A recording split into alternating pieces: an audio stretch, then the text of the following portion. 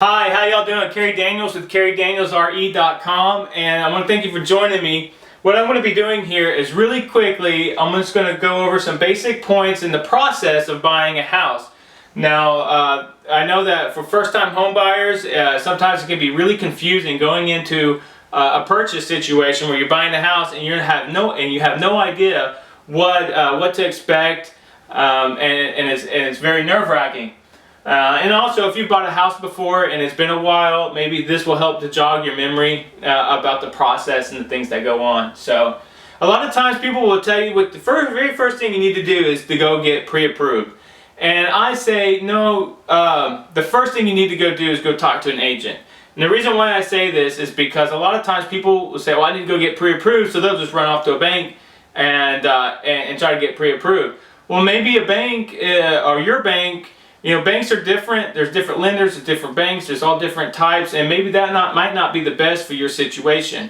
So I say first go talk to an agent, let them know kind of what's going on with you in your life, and they, agents work with usually 3 or 4 different lenders, and they know who the good ones are, they know who the bad ones are, and they can lead you to someone, and they can refer you to someone who might best fit your situation.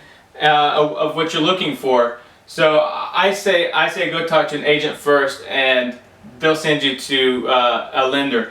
Now, when you go talk to your lender, you're going to go through what they call a pre-approval.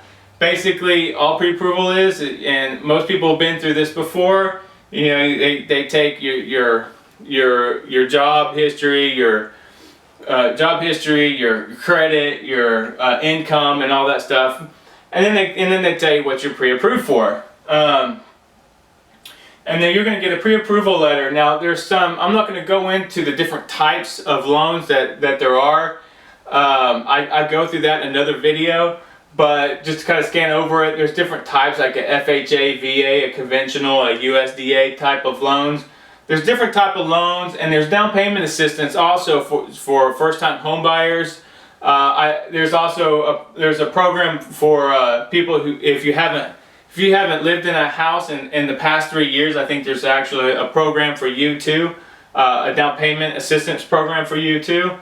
But your lender is going to give you a pre-approval letter, and that letter is going to tell you how much you're pre-approved for. So the next thing you want to do is you're going to sit down with your real estate agent, and you're going to go over the different type of criteria, the different things that you're looking for in a home. You'll go over where you want to live, those type of things. You'll go over some paperwork with them, and then they'll tell you kind of what to expect and what's coming up. At this time, a lot of people will go out and they'll start looking at Zillow, and they'll start looking at Trulia, and looking at homes online. And that's okay. I don't have a problem with that. That's fine. But remember that these sites, they're not updated as frequently as the MLS is.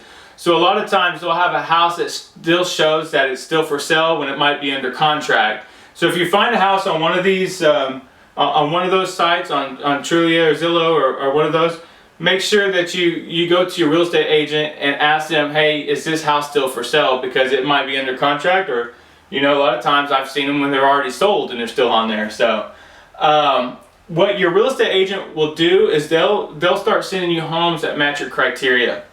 Find about 4 to 5 homes that you want to go look at, and let her know or let him know, and your agent will set some showings up for you.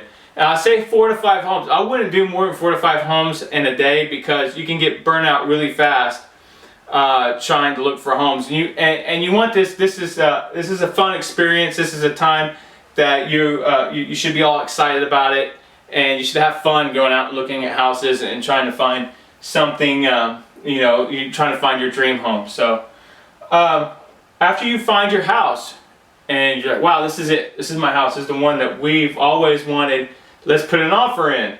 Basically, what an offer is an offer is just a contract.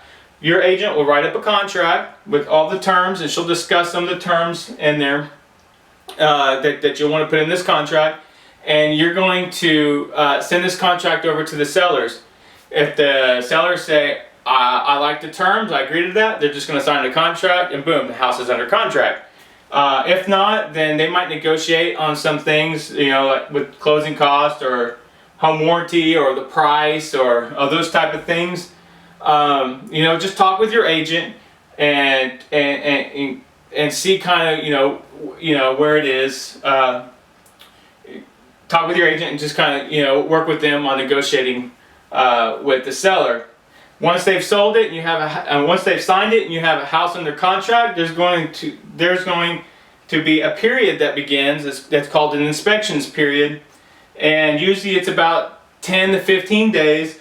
And in that period, that's when you got to get your inspections done, and you got to get all your inspections and your investigations and everything like that. You want to get those done. So your agent is going to call an inspector, and usually that'll cost the buyer usually about $250 to $350 to go out and get an inspection. So the inspector is going to go out there. They're going to write up a list of everything that's wrong with this house. I mean, that's their job. Their job is to tell you every little thing about this house that's wrong with it.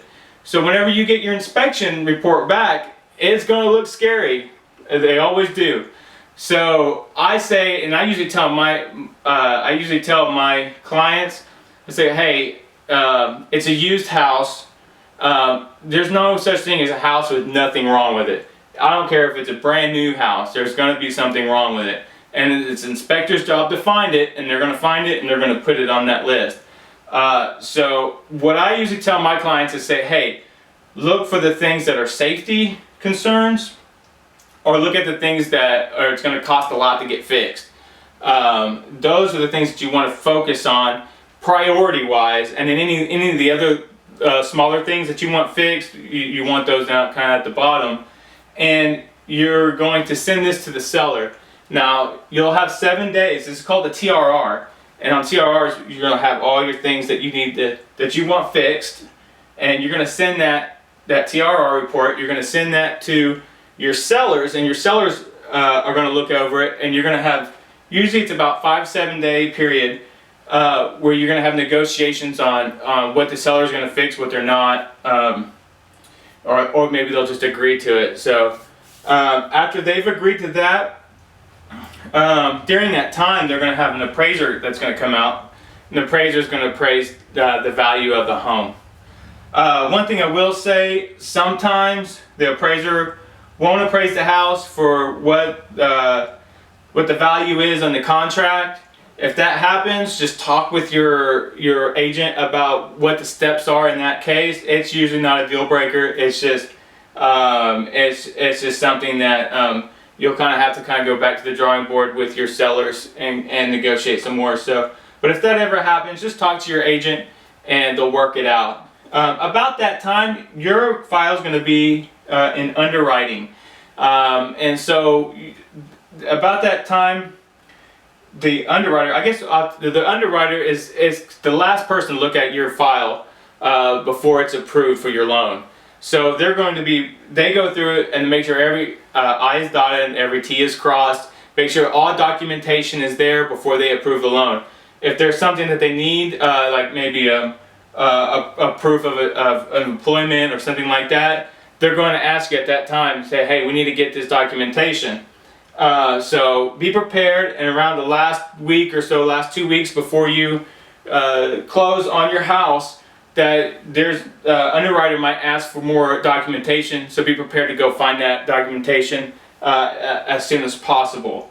After it passes underwriting, everything is good to go. Y'all are just waiting on closing date.